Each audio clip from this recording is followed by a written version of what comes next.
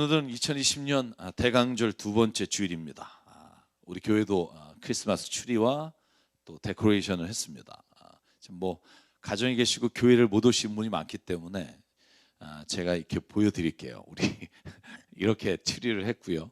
또 밖에 친교실과 또 들어오는 입구 쪽에 저희가 뭐 아주 소박하지만 데코레이션 했습니다. 보고 싶은 자는 언제든 오시면 됩니다. 들려서 낮에도 기도하시는 분이 있지만 어쩔 수 없이 코로나 때문에 또 저희가 크리스마스와 송구영신 예배를 어떻게 하게 될지 아직도 무계획의 계획 중에 있습니다. 제가 매년 대강절 장식을 할 때마다 이런 생각이 듭니다. 진정으로 우리가 뭘 기다리는 걸까? 대강절, 강림절, 대림절 다 같은 말이에요. 간절히 대망 무엇인가를 기대하고 있는 거, 소망하고 있는 거, 이게 우리가 이 크리스마스 전까지의 우리 그리스도인이 가지고 있는 마음입니다.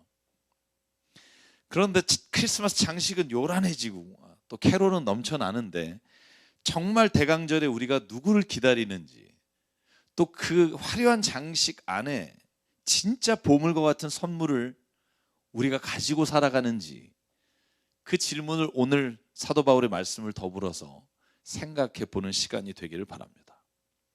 여러분, 만약에 여러분이 생일이거나 아니면 기념일에 선물을 받을 때 포장지가 요란한 걸 원하십니까? 아니면 안에 내용물, 선물이 좋은 걸 원하십니까?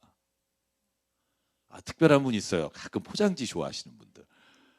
안에 선물보다 이 포장지가 얼마나 좋으냐에 따라서 이 기분이 달라지는 분이 있을지 모르겠지만, 아무리 포장지가 요란해도요, 그 안에 선물이 궁금한 겁니다.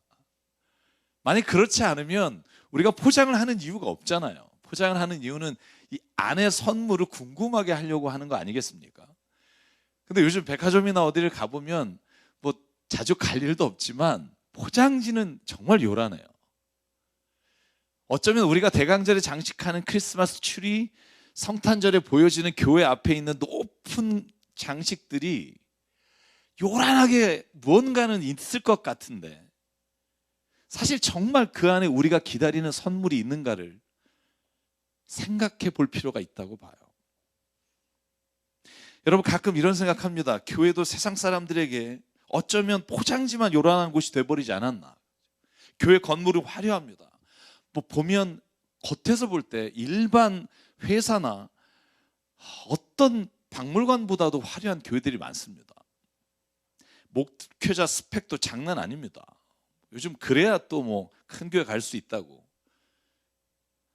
우리가 뭐 어디 입사 원서를 낼 때 이력서를 넣듯이 거기에 뭐 한 줄, 네 줄매라도 넣으려고 뭐 어학연수에도 다녀오듯이 목회자도 그런 경우가 너무나 많습니다. 교회 다니는 사람들 보면 세상 유명한 사람들로 가득 차고 그분들을 자랑해서 우리 교회는 이 정도의 사람들이 모인다라고 알리는 경우가 얼마나 많은지 모릅니다.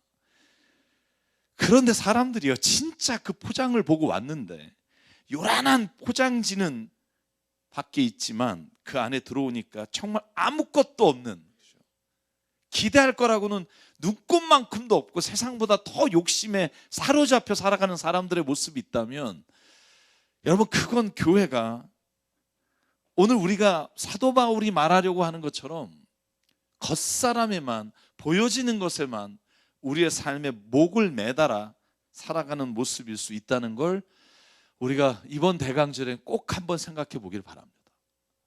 제가 저희 교회 신방 갈 때 쓰는 액자를 한번 보여드릴게요. 포장을 안 합니다. 그냥 이대로 가져가요. 저 박스에 넣어서. 그리고 제가 꼭 이렇게 말씀드립니다.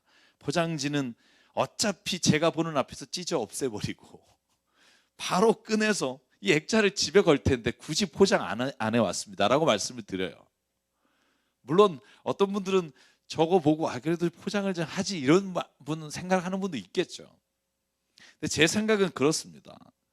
요란한 포장지보다, 환경을 더 오염시키기보다 그냥 그 안에 있는 게 진짜 보물이라면 얼마나 좋을까. 저 성경 구절을 저희가 뽑은 이유는 저희가 몇백 개의 성경 구절 가운데 저 구절을 뽑았어요. 너에게 평안을 준다. 그러니 두려워하지 마라.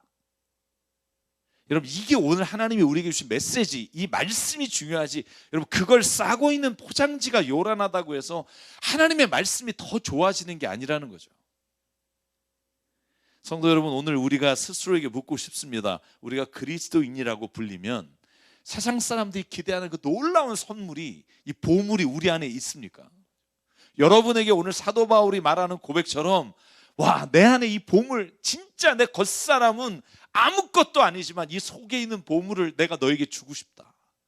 내가 이 보물을 갖는 어떤 사람이든 세상의 어떤 속박과 절망 가운데도 살아날 능력을 하나님이 주신다. 이 보물을 너희가 갖기를 원한다. 여러분, 오늘 저희가 읽은 본문에 고린도서 4장 7절이 사도 바울의 고백이에요. 같이 한번 읽을까요? 시작. 우리는 이 보물을 질그릇에 간직하고 있습니다. 이 엄청난 능력은 하나님에게서 나는 것이지 우리에게서 나는 것이 아닙니다. 아멘. 여러분, 사도 바울이 말하는, 고백하는 보물이 뭐예요? 내가 이 보물을 간직하고 있고 하나님의 능력이 이것에서 나온다. 요 바로 앞에 있는 5절과 6절을 읽으면 사도 바울이 이렇게 말합니다.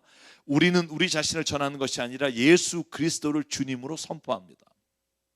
우리는 예수로 말미암아 우리 자신을 여러분의 종으로 내세웁니다. 어둠 속에 빛이 비춰라 하고 말씀하신 하나님께서 우리의 마음속을 비추셔서 예수 그리스도의 얼굴에 나타난 하나님의 영광을 아는 지식의 빛을 우리에게 주셨습니다. 사도 바울은 자신 있게 말해요. 내 안에 있는 이 보물은 예수 그리스도이십니다.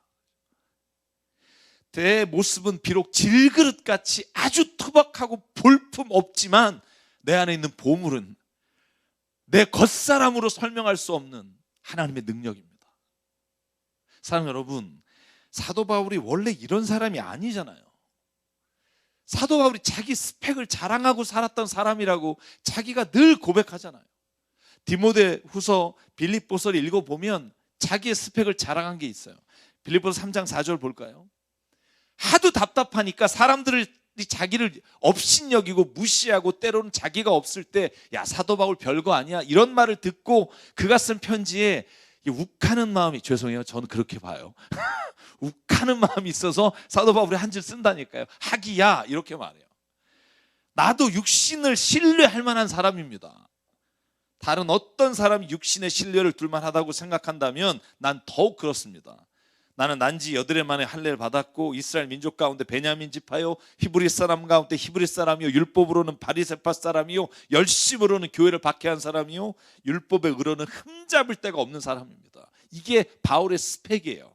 자기가 여태까지 자랑하고 사람들을 잡아서 들어드릴 때 자기가 누군지를 먼저 보여주고, 여러분, 우리가 사람 만나면 명함 보여주듯이 나 이런 사람이야. 그리고 그가 잡아왔던 사람이 이렇게 고백해요. 나는 질그릇입니다. 진짜 보잘것없는 존재입니다. 그런데 내가 조금이라도 가치가 있다면 내 안에 있는 이 보물, 예수 그리스도가 오늘 내 안에 계심으로 내 삶을 바꾸셨습니다. 이분이 내 안에 계심으로 내가 여러분에게 이 예수 그리스도를 전하며 예수 그리스도가 보물이신 것을 선포합니다. 사도 바울은요, 자기의 스펙을 자랑하고 살다가 어느 날 깨달았어요. 이게 껍데기구나. 이건 쓰레기 같은 거구나. 정말 아무것도 아니구나. 여러분, 그래서 조금 전에 이거 빌립보 3장 6절 다음이 이렇게 고백해요. 그러나 나는 내게 이루었던 것은 무엇이든지 그리스도 때문에 해로운 것으로 여기게 되었습니다. 그뿐만 아니라 내 주 예수 그리스도 아는 지식의 가장 고귀함으로 나는 그 밖에 모든 것을 해로 여깁니다. 나는 그리스도 때문에 모든 것을 잃었고 그 모든 것을 오물로 여깁니다. 나는 그리스도를 얻었기 때문에. 사랑하는 여러분, 바울은요, 예수님을 만난 이후에 자기의 화려한 경력, 내가 남에게 자랑했던 많은 것들이 사실은 내 안에 있는 허전함과 허무함과 절망을 감추기 위해 더욱더 더 포장했던 삶이었음을 고백하는 거예요. 껍데기를 자랑하지만 이 안에는 날마다 외롭고 허전한 마음에 깊은 밤에 잠 못 이뤘던 그 자신을 저는 솔직히 고백하는 모습이 이 바울의 모습이라는 거예요. 여러분, 그러면 생각해 봐야죠. 왜 바울에게는 예수가 보물이었을까요? 우리가 구원함을 주시는 은혜, 여러분 그건 우리가 당연한 거지만 바울에게는요 오늘의 고백이 있어요. 내가 왜 예수를 보물이라고 여기며 가장 귀한 분이라고 여기느냐 하면 다른 어떤 것도 나에게 줄 수 없는 것을 그분은 내게 주셨기 때문에. 여러분 그걸 어떻게 표현합니까? 8절부터 11절이에요. 저는 이 말씀을 너무 좋아해요. 왜냐하면 힘들고 어려울 때마다 이 말씀이 저에게 주시는 하나님의 능력의 선포가 돼요.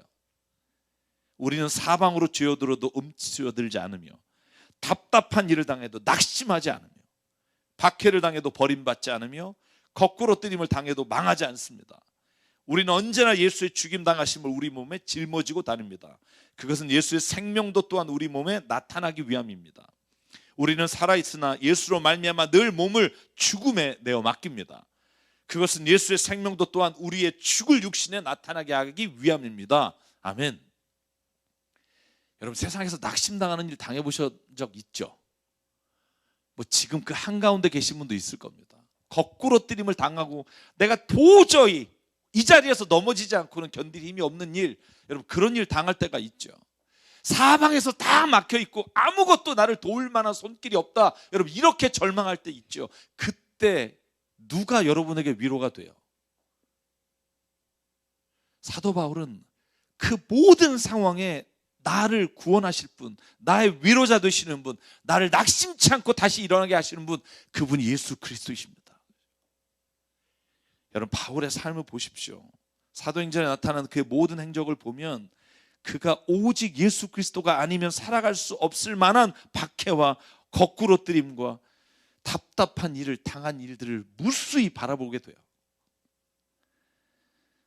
사랑 여러분, 여러분은 무엇을 보물로 여기고 삽니까? 여러분 예전에 어렸을 때 그런 심리 테스트 하신 적 없으세요? 제가 오늘 자세하게 설명하려 해도 설교가 요즘 길어서 제가 뺐습니다만, 어렸을 때 왜 사막을 걸어가다가 5개 동물 중에 가장 먼저 버릴 거, 여러분 소, 양 뭐 이런 거 해본 적 있죠? 되게 웃겨요. 뽑았는데 다 가장 맨 마지막에 돈이 남는 사람이 있고 마지막에 가족이 남는 사람이 있고, 내가 뭘 가장 소중하게 여기는지 보물처럼 여기는지 이 테스트해보는 경우가 있는데, 사도 바울은요 당신이 주변에 가장 보물처럼 여기는 것이 당신을 가장 힘들게 할 수 있는 게 세상이라는 걸 보여줘요. 가족, 내가 목숨처럼 여겼던 배우자, 자녀. 근데 어느 날 그 모든 것들이 내 삶을 가장 힘들게 하는 일이 되어버려요. 이런 것들이 나를 좋게 하고 내 삶에 있어서 의미 있게 할 때가 있지만, 근데 결정적으로 그것들로 인해 모든 삶이 절망 가운데 빠지게 하는 것, 그것이 당신이 보물처럼 여기는 세상의 것들이라는 거예요. 모든 건 변해요. 자신이 좋을 때는 가족이고 친구고 모든 것들이 좋지만, 그러나 그것들이 내게서 가장 어려운 순간으로 몰아가는 경우를 체험하게 된 이후에 더 이상 그것을 의지할 것이 아니라는 걸 깨닫게 돼요. 제가 여러분에게 늘 말씀드리죠. 세상 사람들, 여러분의 명예, 돈, 이 모든 권력은요 의지해야 될 게 아니라 사랑해야 될 것들이에요. 여러분 가족을 사랑하십시오. 죄송하지만 믿지는 마십시오. 이 말은 뭐냐 하면 신뢰하지 말라는 말이 아니라 의지하지 말라는 말이에요. 중요하지 않다는 말이 아니라 그것을 의지하고 사는 삶의 마지막은 너무나도 당연한 결과에 도달하게 된다는 거예요. 그래서 여러분 우리가 눈에 보이는 사람을 의지하는 게 아니라 눈에 보이지 않는 그러나 영원하신 살아계신 하나님 예수 그리스도를 우리가 만나고 의지할 때 세상의 모든 허무함과 우리를 막아서는 것과 낙심하게 하는 것들을 능히 이겨나는 능력을 하나님께로부터 공급받을 때 우리의 주변의 것들이 다시 가치를 찾게 된다는 거예요. 여러분 제가 너무나 힘들어하는 가족들에게 요즘 이 책을 소개해요. 떠나보내기라는 책이에요. 제가 이 책을 읽으면서 되게 많은 부분에 있어서 인생의 정리를 했어요. 부제가 이래요. 당신을 힘들게 하는 그 사람을 떠나보내도 좋다. 근데요 이 책의 내용이 배우자예요. 자식이에요. 되게 모질해요. 제가 이 책을 선물한 분이 읽고 가족 일로 너무 고생하고 힘들어하시는 분인데 이걸 읽더니 저에게 와서 그런 얘기 하시더라고요. 목사님 조금 심한데요. 어떻게 그렇게까지 떠나보내요? 근데 이 책을 읽으면서 제가 느낀 건 뭐냐 하면 당신의 주변에 있는 것들을 사랑이란 이름으로 집착할 때 당신 오히려 그것으로 인해 당신도 힘들고 그 사람도 힘들고 진짜 사랑하는 걸 배울 수가 없다. 진짜 떠내보라는 훈련을 했을 때 그때야말로 그게 가치 있고 사랑스럽다는 걸 존재의 의미를 깨닫게 된다. 여러분 오늘 사도 바울이 말하는 건 내가 예수를 알기 때문에 다른 것들을 분토만도 오물로 여긴다는 게 그것들이 중요하지 않다는 게 아니에요. 내 삶에 가치했던 가족, 돈, 내가 추구했던 인생의 명예, 여러분 이게 악하다는 게 아니에요. 진짜 중요한 걸 보물을 보지 못하면 이 모든 것들이 내게 보물과 의지할 것으로 여겨질 때 오히려 그것이 당신을 죽이게 되고 망치게 되고 죽음을 안고 살아가는 자가 된다는 거예요. 사랑하는 여러분, 오직 예수 그리스도 살아계신 하나님이 우리의 도움이시며 우리의 인도자 되시며 내 삶의 주인이심을 인정하고 그를 의지할 때 다른 모든 것들이 제자리를 찾게 되는 은혜가 있을 줄 믿습니다. 그 은혜가 떠나보낼 때 주시는 은혜예요. 다른 것들이 보배의 자리에 올려오는 순간 우리는 또다시 헛된 인생을 살아가며 또다시 넘어지는 인생 앞에 고꾸라지게 될 거라는 거예요. 여러분, 그러니까 사도 바울은 자신의 과거에 화려했던 스펙과 겉모습이 아니라 그 보물을 가진 이후에 그것들은 이제 내게는 더 이상 내가 예전의 가치를 두지 않고 살아갈 때 내 안에 진정한 평화, 그리스도께서 주시는 평화가 내 이 모든 허전함과 공허한 인생을 바꾸시는 은혜를 체험하게 됐다는 고백으로 저는 읽습니다. 여러분 혹시 집에 금고 있으신가요? 제가 금고 큰 거 있으신 분들 알아요. 근데 제가 한번 오래전 일입니다만 집에 놀러 가서 금고 안에 궁금해서 물어봤어요. 뭐 굳이 이런 큰 금고가 있을 만한 이유가, 그래서 그 안에 뭐가 있냐고 했죠. 왜냐면 요즘은 돈은 은행에 넣잖아요.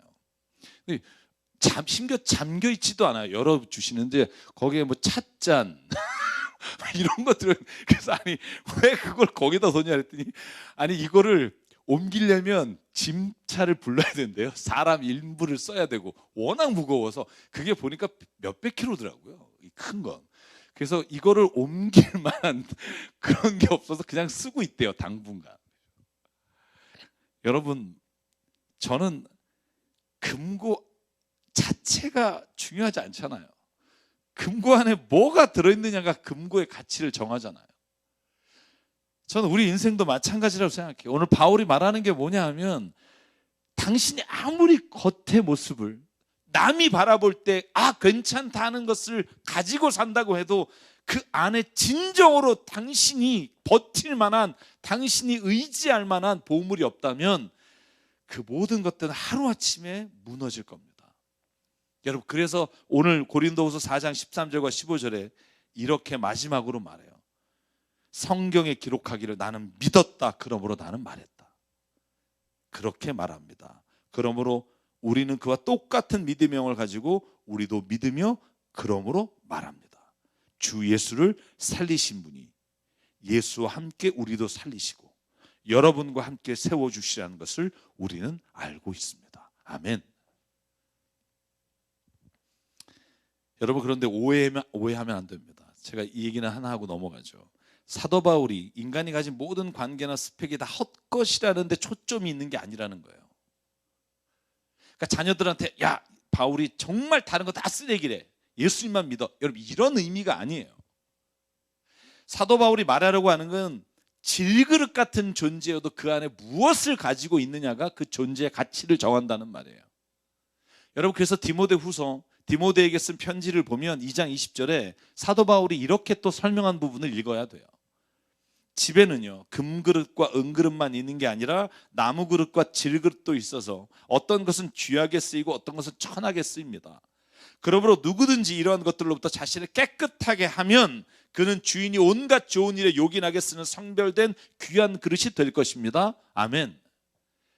다시 말하면 그래서 질그릇이 되자가 아니라 금그릇이나 은그릇이나 나무그릇이나 질그릇, 이 그릇이 보다 중요하게 되기 위해선 그 그릇이 깨끗해야 하나님이 쓰신다는 거예요. 여러분, 기왕이면 금그릇이 깨끗하면 좋지 않겠어요? 그러면 우리가 그 물을 먹을 때도 기분이 더 좋지 않겠어요? 근데 그게 어렵다는 거죠. 사람이 겉으로 보이는 게 화려해지고 스펙이 많아지고 따르는 사람들이 많아지면 교만하게 될 수밖에 없고, 돈을 의지할 수밖에 없고, 다른 사람 무시하고 갑질할 수밖에 없는 인간이 가지고 있는 그 본성, 이걸 이길 수 있는 능력이 임하지 않으면 우리는 금그릇으로 결코 그 안에 있는 보물을 귀하게 여기지 못한다는 걸 사도 바울이 너무나 잘 알기에, 내가 질그릇 같지만 그러나 하나님은 그 안에 보물을 주셔서 내 삶을 다시 능력 가운데 이끌어 가십니다. 그러면 사랑하는 여러분, 여러분의 인생에 하나님의 이름을 높여드리고 하나님이 귀한 가치로 여겨지는 삶이 되셨다면, 여러분이 금그릇이든 은그릇이든 질그릇이든 상관이 없이 주님께서 아름답게 사용하실 줄 믿음으로 나가길 원합니다. 그래서 고린도후서 14장 15절 18절에 깨끗한 그릇이 된다는 게 무슨 의미일까를 설명해요. 깨끗해진다. 여러분, 우리가 스스로 깨끗해질 수 있다고 착각하지 마십시오. 성경은요, 본질적으로 우리가 스스로 깨끗해질 수 없다는 거예요. 왜? 우리가 생각하는 거 거기까지예요. 제가 어느 대학에서 10몇 년을 고위 지도자 과정이라는 걸 했잖아요. 정말 많은 분들 만났어요. 교양 있으세요. 정말 나이스하세요. 뭐 어딜 가든 그 교양이 철철 넘치세요. 근데 제가 체험한 거 뭐냐면 딱 거기까지예요. 관계가 좋을 때까지. 자기의 자존심이 상하거나 아니면 자기의 말을 반대하거나 그러면 돌변해요. 왜냐하면 인간이 자기를 억제할 수 있고 남에게 보여줄 수 있는 교양이란 건 딱 거기까지예요. 그 한계를 넘어가면 인간의 가장 더러운 모습이 가장 제일 먼저 흘러나오는 걸 경험했어요. 사람이 스스로 깨끗해진다고요? 천만의 말씀. 사도 바울의 고백처럼 예수 그리스도의 보혈의 능력과 그 피가 우리 안에 믿음으로 고백되지 않는 한 결코 깨끗해질 수 없어요. 낮아질 수도 없어요. 낮아지는 척은 할 수 있으나 진짜 낮아지는 건 내가 죽는 일이 있어야 하는데 그걸 할 수 있는 인간은 없어요. 여러분, 그래서 오늘 15절에 뭐라고 고백해요? 이 모든 일은 다 여러분을 위한 겁니다. 그리하여 하나님의 은혜가 점점 더 많은 사람에게 퍼져 어떤 것으로 인해 자기가 예수 그리스도의 보물로 그것을 말하고 선포함으로 인해 그 모든 사람에게 감사하는 마음이 넘치게 하고 하나님께 영광을 돌리게 하려는 것입니다. 그러므로 우리는 낙심하지 않고 우리의 겉사람은 낡아가나 우리의 속사람은 날로 새로워집니다. 할렐루야. 겉사람은 남들이 볼 때 뭐 찌질해졌냐? 왜 제 저주 옛날 같지 않지? 그런데 남이 보기에는 굉장히 자신감이 없어 보이는데 그 안에 속사람은 하나님의 은혜로 말미암아 예수 그리스도에 관한 믿음으로 말미암아 한없이 넓어지고 한없이 깊어지고 한없이 다른 모든 사람들을 수용할 수 있을 만큼의 아량이 넓은 사람으로 변하게 된다는 거예요. 자기의 힘이 아니라 예수 그리스도의 하나님의 은혜가 점점 더 그 안에 흘러가게 되면. 사랑하는 여러분, 저와 여러분이 이 은혜가 있기를 간절히 원합니다. 그래서 17절 18절에 이렇게 고백해요. 같이 읽었으면 좋겠어요. 오늘 설교의 주제입니다. 읽죠. 시작. 지금 우리가 겪는 일시적인 가벼운 고난은 비교할 수 없을 정도로 영원하고 크나큰 영광을 우리에게 이루어 줍니다. 우리는 보이는 것을 바라보는 것이 아니라 보이지 않는 것을 바라봅니다. 보이는 것은 잠깐이지만 보이지 않는 것은 영원하기 때문입니다. 아멘. 다른 모든 사람들이 우리를 바라보며 분명히 저 사람 이 정도면 낙심할 거야. 이 정도면 넘어질 거야. 절망할 거야. 그런데 속사람이 날마다 새로워져서 누가 볼 때 고난을 이겨내지 못할 거라고 말하지만 그 고난을 이겨내요. 왜? 세상 사람들이 볼 수 없는 것을 보는 것이 그리스도인이기 때문인 줄 믿습니다. 예수님이 우리 안에 오셔서 우리에게 주시는 가장 큰 힘은요, 다른 어떤 게 아니라 사람들은 볼 수 없는, 보이지 않는 것을 보게 하시는 능력이에요. 여러분, 왜 우리가 우리 자신의 연약함과 죄에도 불구하고 낙심하지 않고 그리스도인이 다시 일어날 수 있는 줄 아십니까? 그건 눈에 보이지 않는 믿음이 있기 때문이에요. 여러분, 이 믿음이 우리를 살아있게 하고 우리를 일어나게 하고 우리를 다시 뛰어갈 수 있도록 이끌어 주시는 능력이 됩니다. 여러분, 다윗이 죄로 인해 절망할 때 낙심하지 않고 일어설 수 있었던 걸 로마서 4장에 사도 바울은 이렇게 말해요. 그래서 행한 것이 없어도 하나님께서 의롭다고 여겨주신 사람이 받을 복을 다윗도 다음과 같이 말했습니다. 하나님께서 잘못을 용서해 주시고 죄를 덮어주신 사람은 복이 있다. 주님께서 죄 없다고 인정해 주실 사람은 복이 있다. 여러분, 저와 여러분이 스스로 행한 일들, 내가 살아오면서 후회하는 일들 너무나 많죠. 그럼에도 불구하고 어떻게 우리가 일어날 수 있습니까? 오늘 사도 바울이 다윗의 삶을 보고 이렇게 고백해요. 죄를 용서해 주시고 덮어주시는 분의 은혜, 그 은혜를 체험한 사람만이 다른 모든 사람들이 바라보는 것이 아니라 그 너머에 있는 하나님의 은혜를 바라보는 사람만이 그 모든 것에서 일어날 수 있다. 여러분, 아브라함은 아무것도 보이지 않는 막막한 길을 떠났어요. 여러분, 우리 교회 유튜브에 어제 저희 김진산 목사님하고 새로 시작한 유튜브를 올렸잖아요. 같이 시작하면서 기도하면서 그런 얘기를 했어요. 김진산 목사님이 스펙이 화려하잖아요. 여러분, 히브리 대학에서 그때 텔아비브 대학이랑 또 유대인 랍비 대학에서 석박사를 다 하시고 15년 동안 이스라엘에서 성지를 한 1000여 회를 다니시면서 직접 쓴 책을 같이 나누는데, 여러분, 그분이 새로 나올 성경 대한성서공회에서 곧 몇 년 안에 나올 텐데 열왕기 상을 번역하셨어요. 6년 전에 번역해서 지금 기다리고 있어요, 나올 날을. 열왕기 상은 읽으시다가 김진사 목사님을 떠올리시면 돼요. 근데 그분하고 같이 이야기를 나누면서 무슨 말을 했냐 하면, 아브라함이 진짜 우르와 하란을 떠났다는 건 갈 데가 없어서 간 게 아니라는 걸 제가 이번에 발견했어요. 여러분, 창세기 12장에 보면 우르를 떠나 하란에 도착했을 때 아브라함이 그 하란, 그 북쪽 땅에서 먹을 게 없어서 가나안으로 온 게 아니에요. 성경이 이렇게 돼 있어요. 아브라함이 하란에서 얻은 재물과 너무 많은 것들이 풍족해서 롯과 함께 가나안 땅으로 들어와요.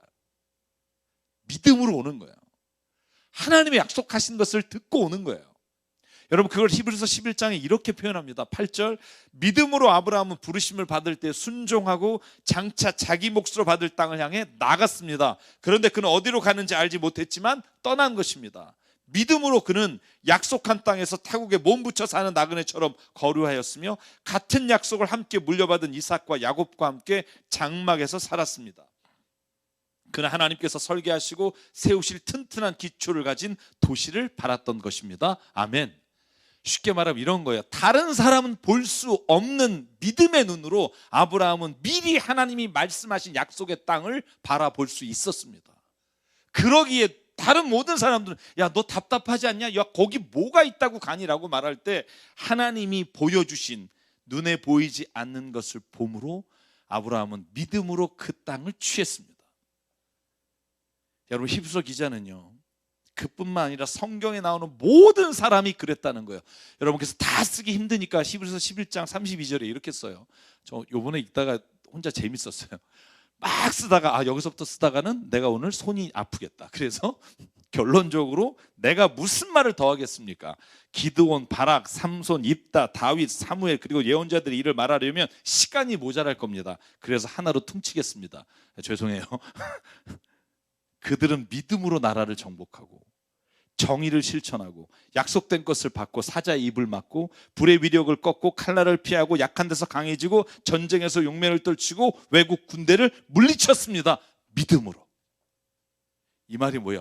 다른 사람은 볼 수 없는 것을 그리스도인은 바라보며 믿음으로 그 모든 환경 가운데 능히 건지실 하나님을 먼저 보고 나갑니다. 사랑 여러분, 오늘 우리의 눈에 보배이신 예수 그리스도로 인해 볼 수 없는 것을 보는 은혜가 있기를 주의 이름으로 축원합니다. 도저히 이 상황은 내가 못 이겨내. 이 일은 내 힘이 안 돼라고 여길 때 여러분 눈에 볼 수 없는 것을 봄으로 인해 그 상황들을 능히 이겨내신 그리스도 예수의 놀라우신 역사가 우리 가운데 일어나길 주의 이름으로 축원합니다. 여러분 모든 것이 막막하고 앞으로 살아가는 것이 고통의 연속일 거라고 여러분의 마음에 사로잡고 있는 그 무엇이 있습니까? 사랑하는 여러분, 믿음의 눈을 들어 하나님을 보시기 바랍니다. 그러면 보이지 않는 그 답을 보여주시고 보이지 않는 길을 열어주시고 보이지 않던 영원한 하나님의 나라가 저와 여러분 앞에 임하는 것을 체험하게 될 줄 믿습니다. 만약에 여러분 이 세상에는 더 이상 소망이 없다고 여겨질 때 그때 오늘 바울의 마지막 말씀을 기억하십시오. 17절과 18절입니다. 같이 한번 읽고 오늘 말씀 마칠게요. 지금 우리가 겪는 일시적인 가벼운 고난은 비교할 수 없을 정도로 영원하고 크나큰 영광을 우리에게 이루어 줍니다. 우리는 보이는 것을 바라보는 것이 아니라 보이지 않는 것을 바라봅니다. 보이는 것은 잠깐이지만 보이지 않는 것은 영원하기 때문입니다. 아멘. 어떤 분이 지난주에 저에게 이렇게 질문했어요. 세상에 왜 하나님이 계시는데 이렇게 선한 사람이 일찍 죽고 어린아이가 교통사고를 당해 죽고 이런 일들이 왜 일어나느냐. 그때 제가 이런 말씀 드렸어요. 칸트를 혹시 아시는지 모르겠지만 칸트가 쓴 세계 비판서 중에 실천이성 비판이라는 책이 있습니다. 그 책은 순수이성 비판에서 신이나 눈에 보이지 않는 존재에 관해서 말하는 것은 옳지 않다라고 말을 했지만 실천이성에 가면 이렇게 결론을 내려요. 그런데 우리 인간이 착한 사람은 잘 돼야 되고 악한 사람은 망해야 된다는 이 생각을 사람이 존재하는 모든 세상에서 이 생각이 없는 경우가 없었다는 거예요.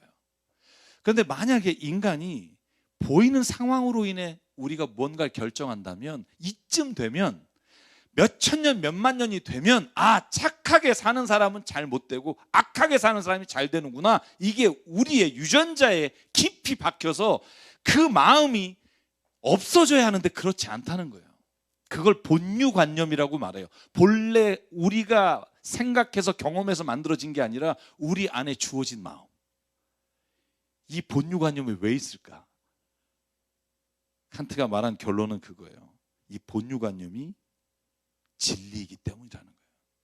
우리의 눈에 이 세상까지만 보면 착한 사람이 잘못되고 연약한 사람이 잘못되는 것처럼 보이고 악한 사람이 성공하는 것처럼 보이지만 그러나 만약에 우리의 영혼이 영원한 나라, 영혼이라는 시간 안에 볼 수 있다면 반드시 그 안에 우리가 갖고 있는 이 진리의 본유관념이 이루어지는 걸 보게 될 겁니다. 결국 하나님을 믿고 선하게 산 사람은 하나님의 약속한 것을 주어질 것이고 하나님이 심판대에서 악하게 살면 심판하시겠다고 하는 일이 신이 존재하고 그리고 영혼이라는 시간이 우리에게 주어지면 우리는 보게 될 겁니다. 저는요 그 책을 읽으면서 내 안에 깨달은 게 뭐냐 하면 저와 여러분이 지금 볼 수 없다고 해서 하나님이 하시는 일에 대해 오해하지 않기를 바라요. 우리가 볼 수 없기에 성경이 우리에게 말해요. 하나님은 반드시 그 일을 이루실 겁니다. 저는 그것을 믿습니다. 사랑하는 여러분, 코로나로 인해 웃을 수 없고 가족의 건강과 어려운 일로 인해 낙심하여 회사와 직장으로 인해 절망할 수 없는 상황일지라도 저는 오늘 찬양을 가사가 이렇게 써 있습니다. 믿음의 눈을 들어 주를 바라보라. 다른 사람이 볼 수 없는 것을 바라봄으로 오늘의 이 상황을 능히 이기게 하시는 주님이 저와 여러분의 삶을 이끌어 가실 줄 믿습니다. 그 눈이 있어야 여러분 이 코로나를 견딜 때 우리 교회가 비록 가진 건 없지만 남에게 줄 수 있어요. 지난주에 오셨던 우리 김준교 선교사님, 전도사님이 저희가 후원하신 돈 1년치를 모아서 월세를 내시고 SNS에 올리셨어요. 강남 새사람교회 너무 감사하다고. 동포 새사람교회 오은혜 목사님이 어제도 카톡을 이만큼 주셨어요. 강남 새사람교회 때문에 우리 교회가 이렇게 교회를 30평짜리를 얻어서 꾸미고 있습니다. 여러분 눈에 보이는 걸 보면 뭐 우리 교회 뭐 이렇게 스펙 자랑할 거 없겠지만 저는 눈에 보이지 않는 하나님이 이루시는 일들을 바라보며 여러분 능히 우리를 통해 일하시는 하나님을 우리가 볼 수 있는 눈이 열리기 주의 이름으로 축복합니다. 그럼 할 수 있습니다.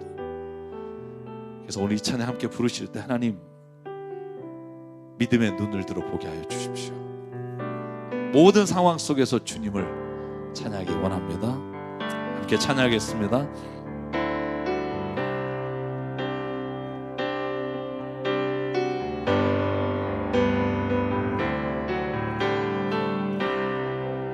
모든 상황 속에서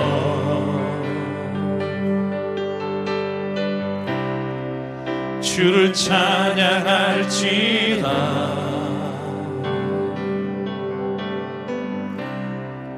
주는 너의 큰 상급,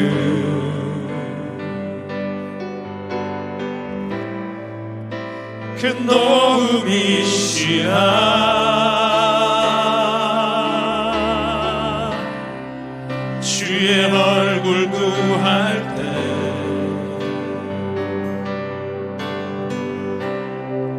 주의 영을 부으사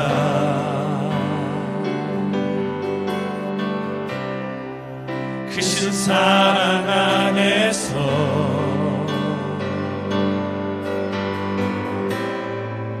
주를 보게 하소서.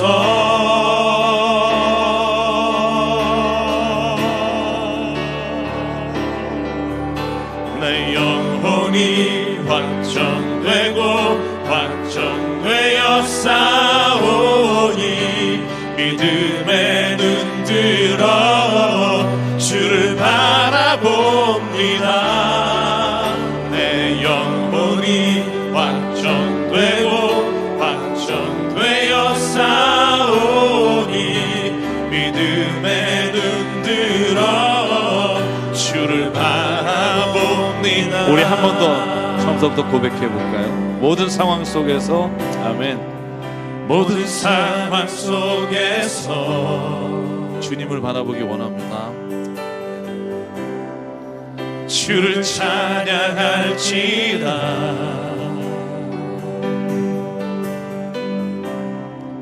주는 너의 큰 상급,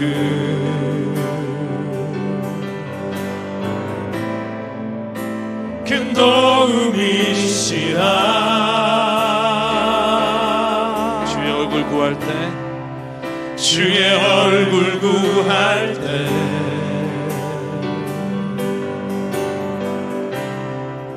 주의 영을 부으사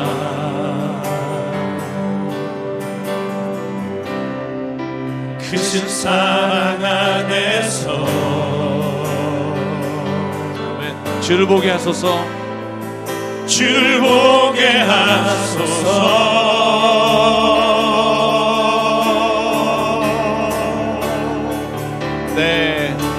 내 영혼이 확정되고 확정되어 싸우니 믿음의 눈 들어 주를 바라봅니다. 내 영혼이 확정되고 확정되어 싸우니 믿음의 눈 들어 주를 바라봅니다. 우리 일어나서 한 번 더 후렴 고백할게요. 내 영혼이 확정되고 확정되어 싸우니 믿음의 눈 들어 주를 바라봅니다.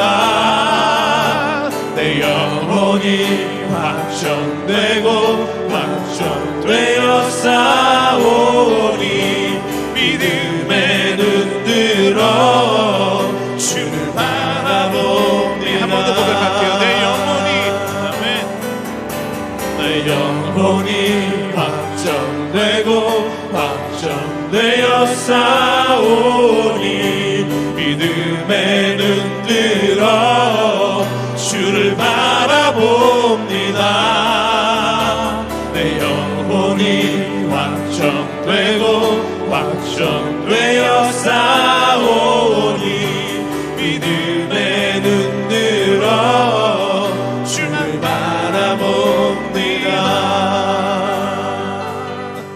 같이 함께 기도하겠습니다. 기도하실 때 오늘 우리의 눈에 가려졌던 것, 눈에 보이는 것으로 인해 절망했던 것, 낙심했던 모든 것들을 뛰어넘는 예수 그리스도의 은혜와 일하심을 보게 하여 주시옵소서.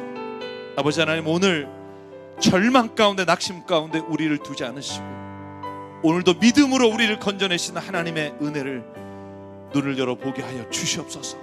내 마음이 확정되어 싸우니 이제 흔들리지 않겠습니다. 아버지 하나님, 오늘 믿음의 눈으로 내 인생길을 인도해 주시옵소서. 오늘 말씀을 기억하며 이 시간 결단하며 하나님 앞에 한 목소리로 함께 기도하겠습니다. 사랑과 은혜 하나님 감사합니다. 이 시간 주님 앞에 나와 주의 말씀을 의지하며 이제 내가 예수 그리스도를 보배로 삼아 아버지 이 보배가 내 입술로 주를 바라봅니다. 아버지의 말씀과 아버지의 충만한 아버지 우리의 눈을 닫지 않게 도와주시옵소서. 아버지 보지 못함으로 인해 좌절하고 모든 자녀 일어나게 하여 주시옵소서. 좌절하고 낙망하여 실망했던 자녀 주님을 보게 하여 주시옵소서. 내 영혼이 확정되고 확정되어 싸우니 믿음의 눈 들어 주를 바라봅니다. 내 영혼이 확정되고 아버지의 말씀을 되어 싸우니 믿음의 눈 들어 주를 바라봅니다.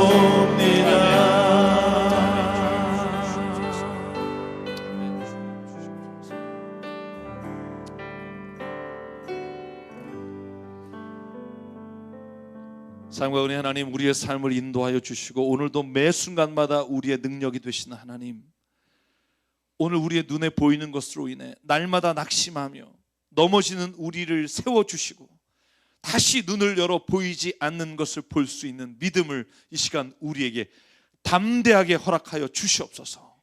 우리가 마음을 확정하여 싸우니 이제 조그만 것들에 흔들리지 않게 하시고 눈에 보이는 것을 의지하고 살다가 낙심하는 자리에 가지 않게 하시고 영원하시고 변함없으시며 우리의 창조주이시며 우리의 마지막을 이끄실 그 하나님을 신뢰함으로 세상의 모든 것들이 다시 가치와 의미를 찾아가는 은혜가 있게 도와 주시옵소서.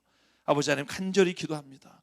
질긋 안에 보배를 두셨으니 우리가 믿음으로 선포하오니 주 예수여, 우리 안에 생명이 되시며 우리의 인도자 되시며 우리의 삶을 이끌어 주시옵소서. 우리의 주신 생명과 시간과 달란트와 모든 물질이 주님의 것으로 하라. 이 시간 주님께 드립니다. 하나님의 나라와 뜻을 위해 사용해 주시옵소서. 이제는 우리 주 예수 그리스도의 은혜와 하나님 아버지의 무한하신 사랑과 성령님의 감동, 감화, 충만, 교통, 위로하심이 오늘 시간 보이지 않는 것을 이제 눈을 열어 바라봄으로 하나님의 영광과 은혜를 구하며 살기를 소망하는 여기는 한 분 한 분 머리 위에 그 가족과 일터 위에 주님 세우신 새사람교회 위에 지금부터 영원토록 함께 하시기를 간절히 축원하옵나이다. 아멘.